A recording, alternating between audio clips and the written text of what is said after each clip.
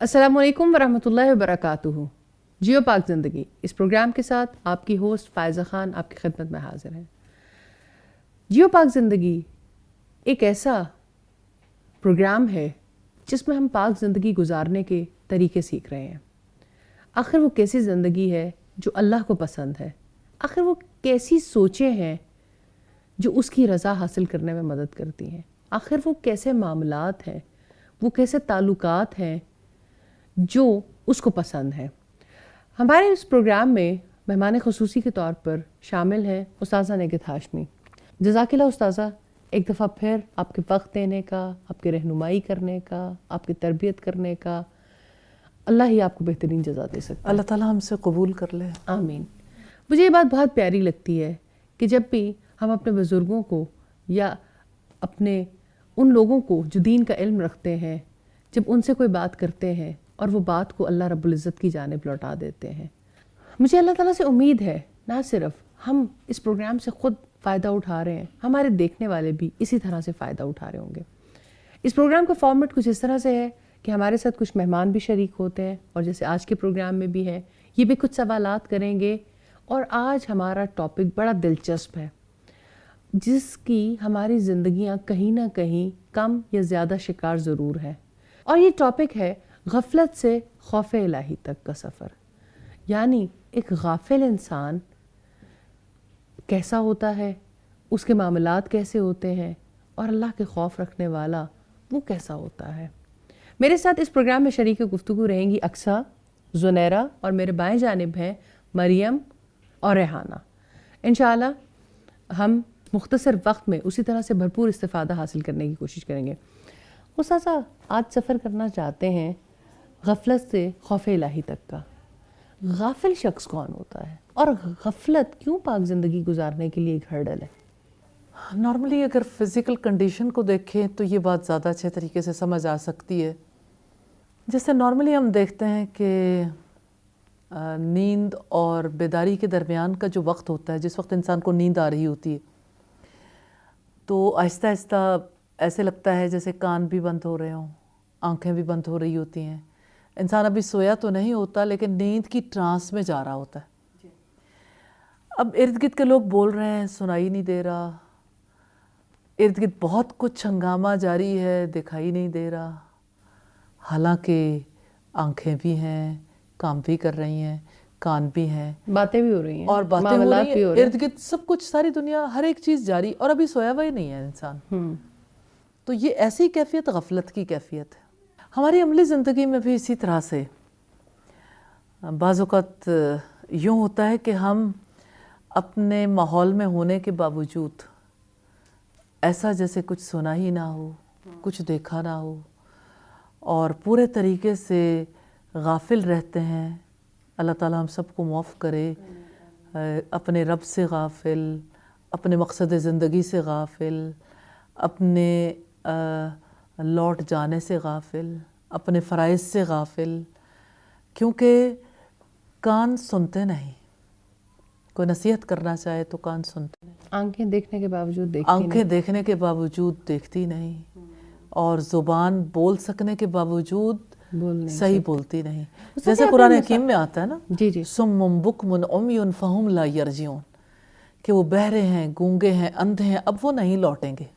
سر یہ جو آپ نے مثال دی ہے بڑی خوبصورت مثال ہے، شاید غفلت کو اس سے سمجھنا بہت آسان ہے۔ جو آپ نے نیند کی مثال دی، مجھے یاد ہے کہ ایک دفعہ میری کوئی سرجری ہو رہی تھی تو مجھے انستھیزیا دیا جا رہا تھا، میرے ارد گرد لوگ بول رہے تھے، میں کچھ بھی کرنا چاہتی تھی، لیکن وہ تھوڑی سی نیند سے آگے کی سٹیج ہوتی ہے جس میں اچانک آپ کی ایکٹیو باڈی کو سلا دیا جاتا ہے۔ تو یہ غفلت کی بھی کچھ اسی طرح سے کچھ ٹائپس ہوتی ہیں کہ جہاں غفلت شدت اختیار کر جائے اور نیچرلی ہر چیز جو ہے کبھی اپنے ابتدائی مرحلے میں ہوتی ہے، درمیانی مرحلے میں، پھر جب بالکل اختتام کو پہنچتی ہے تو ظاہر ہے پھر کچھ پتہ نہیں ہوتا.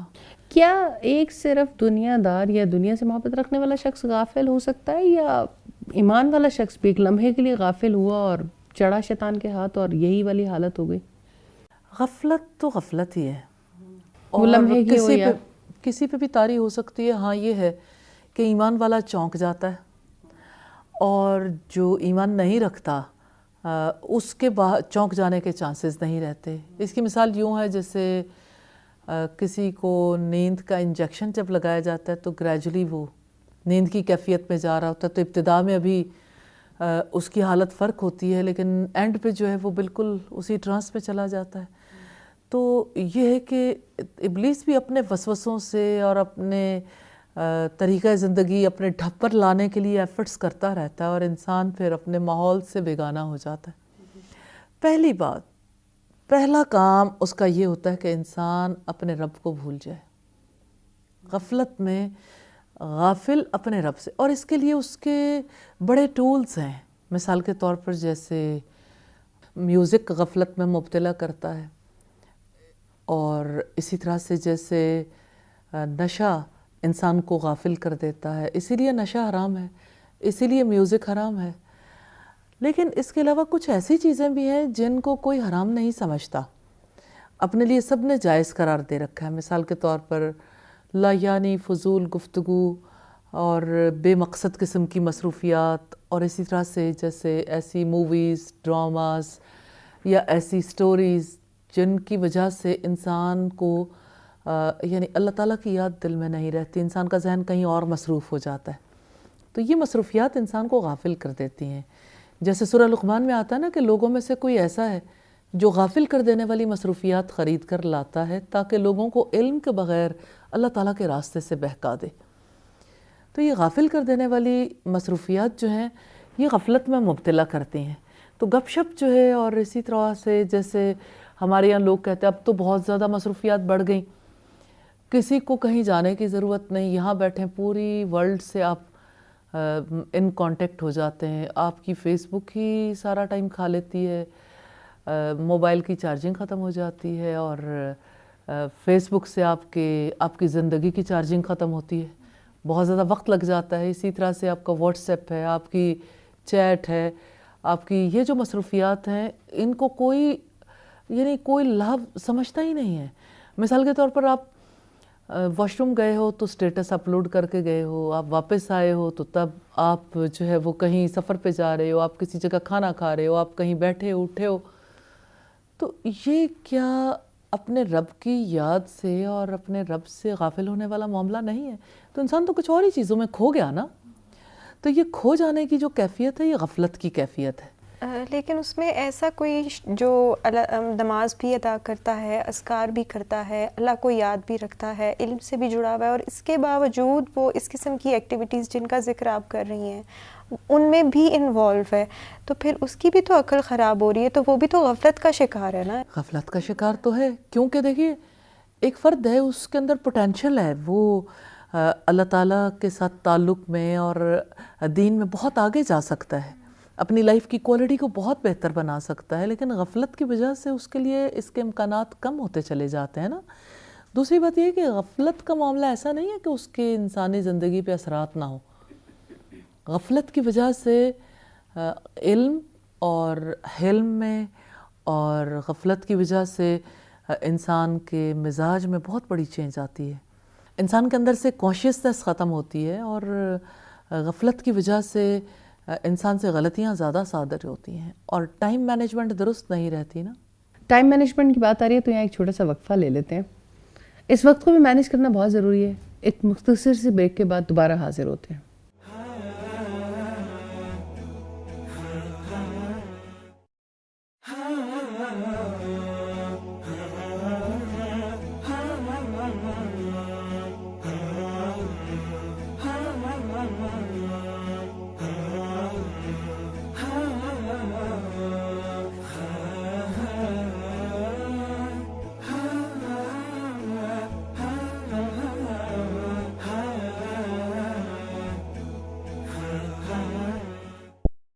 پروگرام میں ایک بار پھر خوش آمدید. ہم بات کر رہے ہیں غفلت سے خوف الہی تک. اساسا غفلت کی بات تو تھوڑی سی سمجھ میں آئی کہ غفلت کیسی کیفیت ہے, کیسے انسان پہ طاری ہو جاتی ہیں, کون سی چیزیں ہیں جو اس کے ذہن کو اور اس کو غافل کر دیتی ہیں. لیکن یہ جو بات ہے خوف الہی, اگر اس میں پہلے والے حصے کو دیکھیں, خوف تو ایک ایسی کنڈیشن ہے جس میں کوئی بھی جینا نہیں چاہتا. اس میں کیا شک ہے, خوف تو انسان کو پسند نہیں ہے, کیونکہ خوف میں غلطیاں اور زیادہ ہو جاتی ہیں انسان سے. لیکن خوف میں فرق ہے. سوال یہ پیدا ہوتا ہے کس چیز کا خوف؟ انسانوں کا خوف تو انسان کے نفس توڑ کے رکھ دیتا ہے. انسانوں کے خوف کی وجہ سے انسان سے غلطیاں ہوتی ہیں, لیکن اللہ تعالیٰ کا خوف انرجی ہے, پاور ہے. پاور سے انسان ٹوٹتا نہیں ہے. پاور تو آگے بڑھانے کے لیے, انسان کو چلانے کے لیے چاہیے ہوتی ہے. تو یہ انرجی انسان کو اللہ تعالیٰ کے خوف سے ملتی ہے, کیونکہ اس کی وجہ سے انسان کے دل کی کیفیت بدل جاتی ہے. ہم نے ابتدا میں بھی ڈسکس کیا کہ انسان کے پاس یہ صرف مادی وجود نہیں ہے, انسان کی عقل اور اس کی روح دونوں جسمانی وجود کے ساتھ مل جاتی ہیں تو پورا انسان اور پوری انسانی شخصیت جو ہے وہ سامنے آتی. تو جو چیز انسان کی روح کو گھائل کر رہی ہے اور اس کی عقل پر اثر انداز ہو رہی ہے اور اس کی باڈی پر بھی وہ چیز اثر انداز ہوتی ہے, تو خوف کی وجہ سے کتنی بڑی تبدیلی آتی ہے. جیسے قرآن حکیم میں آتا ہے کہ جب وہ اللہ کا کلام پڑھتے ہیں تو ان کے رونگٹے کھڑے ہو جاتے ہیں اور ان کی آنکھوں سے آنسو بہہ نکلتے ہیں اور ان کی جلدیں نرم پڑ جاتی ہیں. تو خوف کی کیفیت ہے نا. اور جو بے خوف لوگ ہیں ان کی مثال بھی دی ہے, سنگ دل لوگوں کی مثال, کہ ان کی مثال پتھروں کی طرح, یہ پتھروں سے بھی زیادہ سخت ہے. کہ پتھروں میں سے تو کوئی ایسا ہے جو اللہ کے خوف سے گر پڑتا ہے, اور کوئی ایسا ہے جس سے پانی پھوٹ نکلتا ہے. تو ان کے دل تو پتھروں سے بھی زیادہ سخت ہے. تو یہ جو سختی ہے, دل کی سختی, اس میں ایک بہت بڑا فیکٹر آنکھوں سے آنسوؤں کا نہ بہنا ہے. اور دل کی سختی جو ہے, ظاہر ہے کہ اس کی وجہ سے انسان اپنے رب کے ساتھ تعلق نہیں بنا پاتا. اور اس سختی کو دور کیسے کیا جائے؟ جیسے اگر کوئی نماز ادا کرے, کوئی دعا کرے, کوئی توبہ کرے اور اس کو نماز میں وہ خشوع بھی مل جائے, لیکن اس کے باوجود جس طرح وہ اللہ تعالیٰ کے آگے آہوزاری کرنا چاہتا ہے, وہ آنسو بہانا چاہتا ہے, وہ گڑگڑانا چاہتا ہے, اگر وہ حالت اسے نصیب نہیں ہوتی تو کیا یہ خوف الہی کی کمی ہے, یا دل میں تو خوف ہے لیکن وہ حالت اگر نہیں مل رہی ہے تو اس کے پیچھے کیا ریزن ہے؟ یہ مجھے پلیز ایکسپلین کریں, کیونکہ مجھے یہ سچویشن کبھی سمجھ نہیں آتی کہ سب کچھ ہونے کے باوجود وہ حالت نصیب کیوں نہیں ہوتی. اس کی بہت سی ریزنز ہیں, اور ان میں سے ایک ریزن یہ بھی ہے غفلت. غفلت کے اثرات تو ہوتے ہیں, گناہوں کے اثرات بھی ہوتے ہیں, اور پھر یہ ہے کہ جیسے سم ٹائمز ایسا ہوتا ہے کہ انسان کو رات کی نماز نہیں ملتی کیونکہ دن کی مصروفیات ایسی ہیں جس کی وجہ سے بدن بے آرام ہے, تو رات کو اٹھنا چاہتے ہیں تو پھر اٹھ نہیں پاتے. اور جس وقت انسان تھکا ہوا ہوتا ہے اور اس پر نیند غالب ہوتی ہے تو اس کے لیے بہرحال وہ کیفیات ان کا حصول بھی ممکن نہیں ہوتا. اور پھر اللہ تعالیٰ کی ناراضگی بھی اس کا سبب ہو سکتی ہے.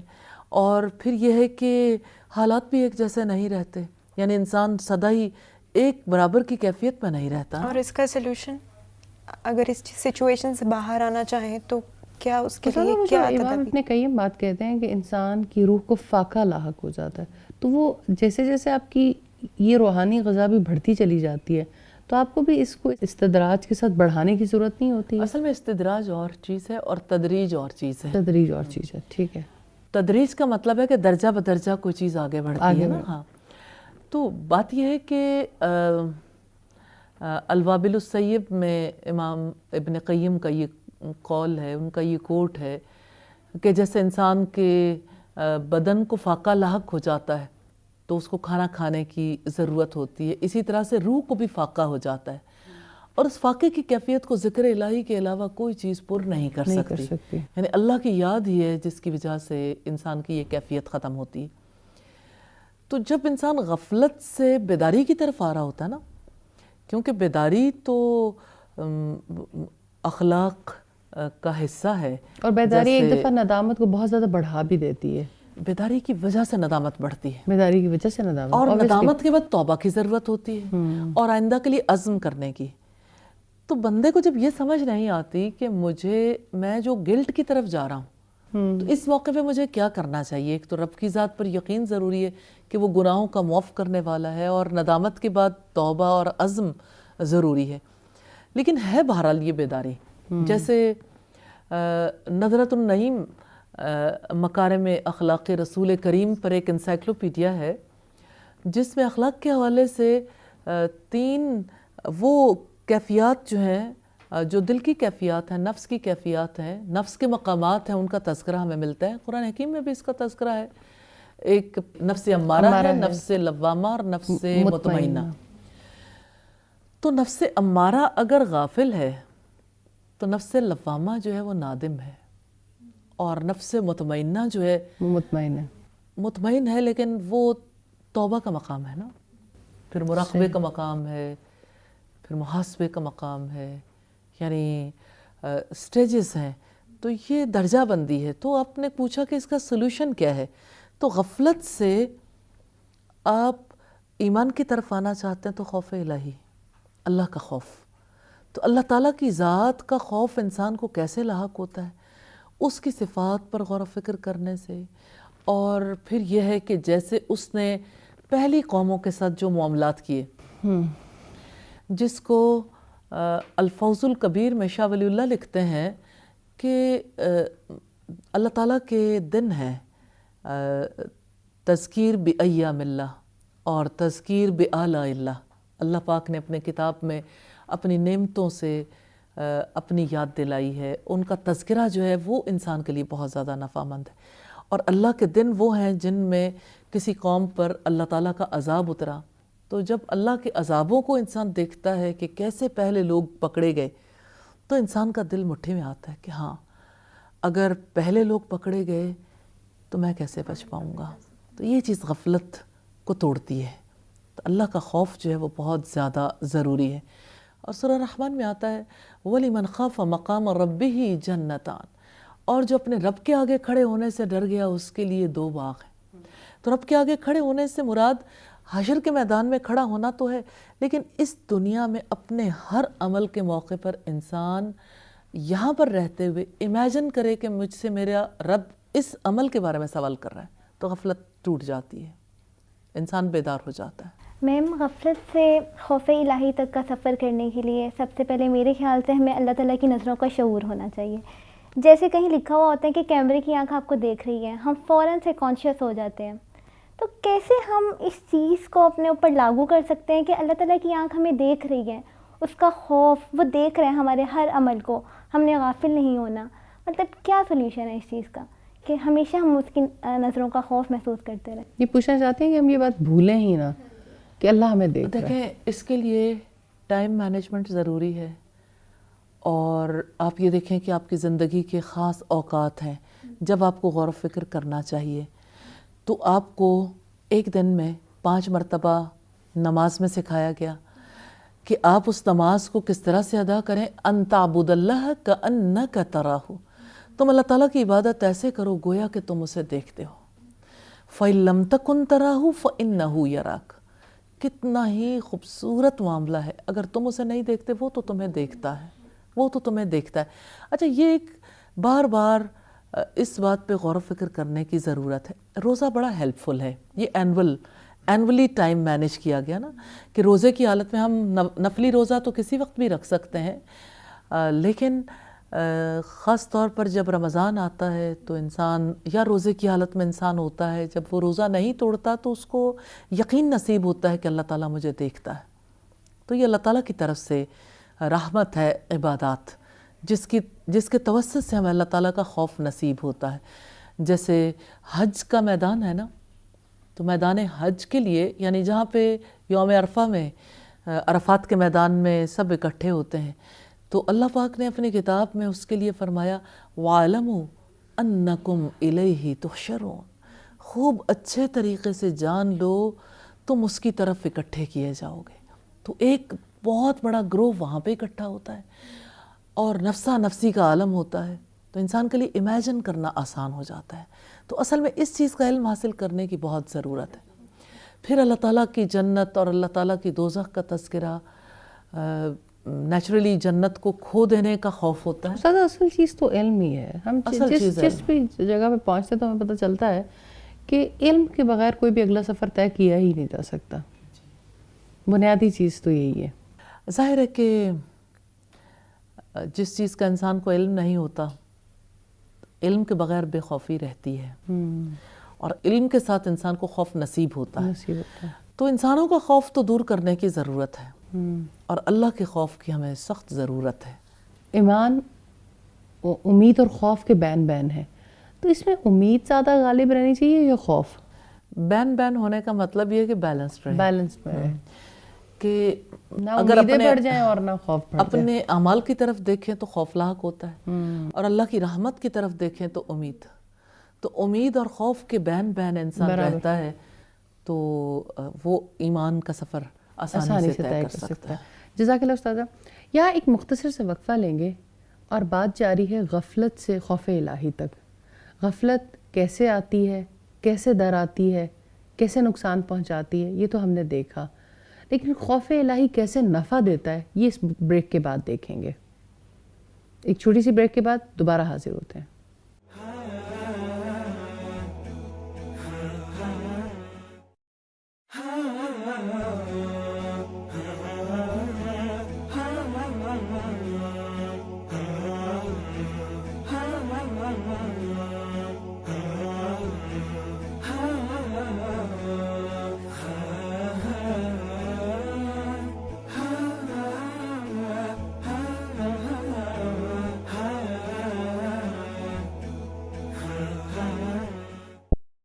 پروگرام میں ایک بار پھر خوش آمدید.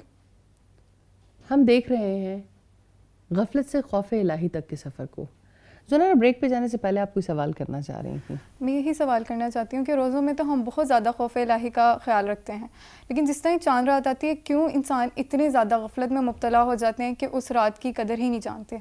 کوئی اس کا سلوشن؟ آپ نے بڑا اچھا سوال کیا زندگی سے متعلق. ہر کوئی یہ سمجھتا ہے کہ رمضان میں روزے کی بدولت اور نیک اعمال کی بدولت, قیام اللیل کی بدولت اب مجھے اتنا خوف نصیب ہو گیا اور اب میں تقوی حاصل کرنے میں کامیاب ہو گیا کہ اب کوئی چیز مجھے نقصان نہیں دے گی. تو مجھے ایسا محسوس ہوتا ہے کہ ایسا سبھی کے ساتھ تو نہیں ہوتا, لیکن اکثر لوگ اس معاملے میں غلطی پر ہیں. اب اوورآل رمضان کی ایکٹیویٹی کو اگر دیکھیں تو وہ لوگ جو رمضان کو شہر الطعام سمجھتے ہیں, یعنی کھانے پینے کا مہینہ, حالانکہ اللہ پاک نے اس مہینے میں پابندی عائد کی, اور اللہ پاک نے تو اس مہینے میں راتوں کے قیام کا حکم دیا, جیسے نبی صلی اللہ علیہ وسلم نے ترغیب دلائی, من قام رمضان ایمانا و احتسابا غفر له ما تقدم من ذنبه. جس نے ایمان اور ثواب کی نیت کے ساتھ رمضان کی راتوں میں قیام کیا, اس کے پچھلے سارے گناہ معاف کر دیے جائیں گے. تو رمضان کی راتوں میں قیام کرنا ہے, اس مہینے میں نیند پر کٹ لگانا ہے, لیکن اس مہینے میں سب لوگ نیند کی تلاش میں ہوتے ہیں ہر وقت, یعنی سونے سے فرصت ہی نہیں ملتی.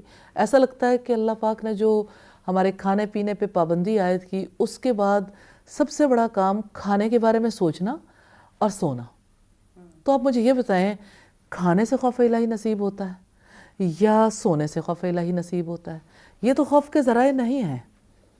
خوف الہی تو اللہ تعالیٰ کے اسماء و صفات سے, اللہ کے کلام کو پڑھنے سے, تلاوت کرنے سے, اس کو سمجھنے سے, پھر اسی طرح سے اللہ تعالیٰ کی عظمت پر غور و فکر سے, اور اللہ تعالیٰ کی پکڑ سے جو پچھلی قوموں پر ہوئی, یہ وہ چیز ہے نا جس سے انسان کے اندر خوف بڑھتا ہے. تو رمضان کی ایکٹیویٹی ایسی ہوتی ہی نہیں ہے. مجھے ایسا لگتا ہے رمضان میں کتنے ہی لوگ ہیں جو دھوکے میں مبتلا ہیں کہ ہم اس مہینے سے فائدہ اٹھا رہے ہیں. اصلاً اس مہینے سے فائدہ نہیں اٹھا رہے ہوتے, بلکہ یہ ہے کہ فائدہ اٹھانے والوں کے ساتھ ہونے کی وجہ سے یہ محسوس کرتے ہیں کہ ہم فائدے میں ہیں.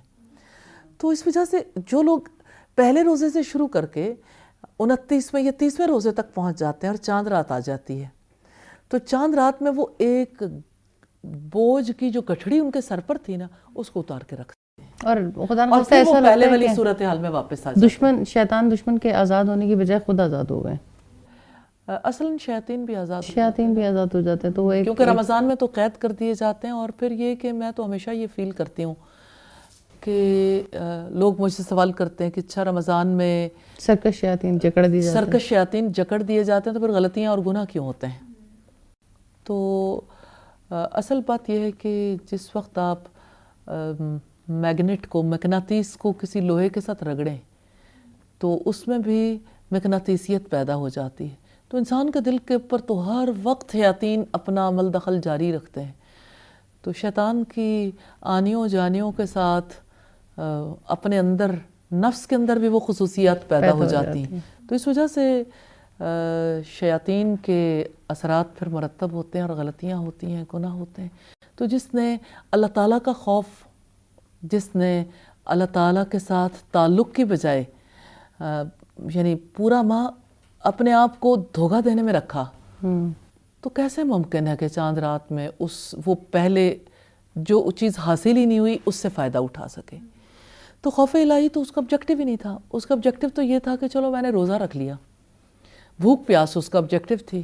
تو بھوک پیاس انسان کو خوف دے تو سکتی ہے، لیکن جب کسی کی خوف حاصل کرنے کی نیت ہو اور اللہ کا کرم ہو تو پھر بھوک پیاس سے انسان کو کچھ بھی نصیب نہیں ہوتا. اور میرے خیال سے تو غفلت اتنی بڑی بیماری ہے کہ جیسے انسان اگر کسی چھوٹے سے، اگر بہت خوف الہی رکھنے والا کوئی ایسا بہت متقی بھی ہے تو ایک چھوٹی سی غفلت اس کو کبھی کبھی اتنے بڑے نقصان میں لے جاتی ہے جس کے ڈرا بیکس اس کو میرے خیال سے بہت دیر میں جا کے پتہ چلتے ہیں. لیکن ایسا بھی ہو سکتا ہے کہ کوئی متقی بھی ہے اگر تو وہ چھوٹی سی غفلت سے بہت پیچھے چلا جاتا ہے. اس میں کوئی شک نہیں ہے. وہ شیخ سعدی نے شاید کہا تھا کہ یک لحظہ غافل است 100 سالہ منزل دور شدہ. میرا خیال ہے کوئی ایسا کہ ایک لمحے کے لیے آپ غافل ہوتے ہو تو اپنی منزل سے 100 سال دور چلے جاتے ہو. تو ایک لمحے کی غفلت میں کتنے ہی گناہ سرزد ہو سکتے ہیں، کیونکہ ابلیس دل پہ قبضہ کر لے تو وہ کب میرے دل خیال کے سے اندر. ہم لوگ اپنی لائف میں روز ایسی چیزیں ایکسپیرینس کرتے ہیں لیکن پھر بھی اس سے سبق نہیں لیتے کیونکہ شعور نہیں ہے اس چیز کا. مجھے ایسا فیل ہوتا ہے کہ جیسے ابلیس کے وار سے بچنے کے لیے اس طرح کی تیاری نہیں ہے، اتنی تیاری نہیں ہے، اتنی اللہ کی پناہ نہیں مانگتے، اور اس کے نقصانات کا شاید اتنا زیادہ اندازہ نہیں ہے. اور یہ اپنی یعنی جتنا بڑا نقصان پہنچتا ہے اس نقصان کا اندازہ بندے کو ہو جائے تو وہ شیاطین سے بچنے کے لیے اور اپنے دشمن سے بچاؤ کے لیے ہر طریقہ اختیار کرنے کی کوشش. مجھے تو لگتا ہے استاذہ سب انسانوں کی ایک زندگی گزر جاتی ہے، گو کہ وہ مسلمان ہی کیوں نہ ہو، شیطان کو اپنا دشمن سمجھنے میں. یعنی شیطان کو دشمن ہی نہیں سمجھتے. اصل بات یہ ہے تو جس کی وجہ سے وہ جب تک اس کا ادراک ہوتا ہے کہ وہ کتنا زہریلا دشمن ہے اور وہ کتنا زہر گھول دیتا ہے زندگیوں میں اور آپ کی مائنڈ سیٹ خراب کر دیتا ہے، سوچ کا انداز ہی بدل جاتا ہے. تو جب تک آپ اس کو پہچانتے ہیں تو بہت سارا وقت تب تک ہاتھ سے نکل چکا ہوتا ہے. نارملی جس سوسائٹی میں ہم رہتے ہیں اور جہاں ہم پلے بڑھے ہیں تو یہ ایک ہے. اچھا استاد، یہ جو خوف الہی کی بات ہو رہی ہے، کیا خوف الہی رکھنے والا بندہ ہر وقت کانپتا ہوا، ڈرا ہوا، سجدے کرتا ہوا اور اس طرح کا انسان ہوگا، یا وہ کیسا انسان ہوگا؟ بات یہ ہے کہ خوف الہی رکھنے والا ریاکار نہیں ہوتا. اس کے دل کے اندر وہ خوف ہے نا، جس خوف کا اظہار اس کے طرز عمل سے ہوتا ہے. یعنی وہ برائی سے بچنے کی کوشش کرتا ہے، انسانوں کا حق مارنے سے رکتا ہے، انسانوں کے ساتھ تواضع سے پیش آتا ہے، اور اس خوف کی وجہ سے اس کی عبادات میں بھی فرق نظر آتا ہے اور اس کی تلاوت میں بھی. اور وہ انسانوں کے سامنے اس کا اظہار نہیں کرنا چاہتا کیونکہ یہ اس کے اور اس کے رب کا معاملہ ہے. جیسے حضرت عمر فاروق کے حوالے سے ہمیں ملتا ہے کہ ایک آیت سننے کے بعد کس طرح سے وہ آنسو بہاتے رہے حتیٰ کہ بیمار ہو گئے، اور لوگ انہیں پوچھنے کے لیے آیا کرتے تھے لیکن وہ اس کا اظہار نہیں کرتے تھے کہ کس چیز نے مجھے تکلیف میں مبتلا کر رکھا ہے. یہ تو اللہ اور بندے کے درمیان کا معاملہ ہے. بے شک. جزاک اللہ استاذہ. یقیناً ہم نے اس مختصر سے وقت میں کوشش کی ہے کہ غفلت سے خوف الہی تک کا سفر طے کر سکیں. میں تمام مہمانوں کی بھی بہت مشکور ہوں، میں آپ کا بھی بہت زیادہ شکریہ ادا کرنا چاہتی ہوں. اللہ تعالیٰ قبول کر لے ہم سب سے، آمین، اور ہمیں خوف الہی والی زندگی نصیب فرما دے. آمین آمین ثم آمین. بہت ضروری ہے اگر ہم اپنی زندگی کو پاک رکھنا چاہتے ہیں یا ہم پاک زندگی گزارنا چاہتے ہیں تو ایسی زندگی گزاریں جس میں امید بھی ہو اور اللہ رب العزت کا خوف بھی، کیونکہ اللہ رب العزت کا خوف ہی ہے جو انسان کے نفس کو ٹھکانے پہ رکھتا ہے، اعمال کی درستگی کے لیے مسلسل کوشش کے لیے، مسلسل جدوجہد کے لیے تیار رکھتا ہے۔ ہم آپ ہی کو بڑا مانتے ہیں۔ اے اللہ، ہم آپ ہی سے دعا کرتے ہیں کہ ہمیں ایسا شعور عطا فرما دیں کہ ہم ہر وقت کی غفلت سے، اور بلکہ ایک لمحے بھر کی غفلت سے بھی، اور شیطان کے وسوسوں سے بھی آپ کی پناہ میں آ جائیں۔ انشاءاللہ اگلے پروگرام میں کسی اور موضوع کے ساتھ حاضر ہوں گے۔ جب تک کے لیے اجازت دیجیے۔ السلام علیکم ورحمۃ اللہ وبرکاتہ۔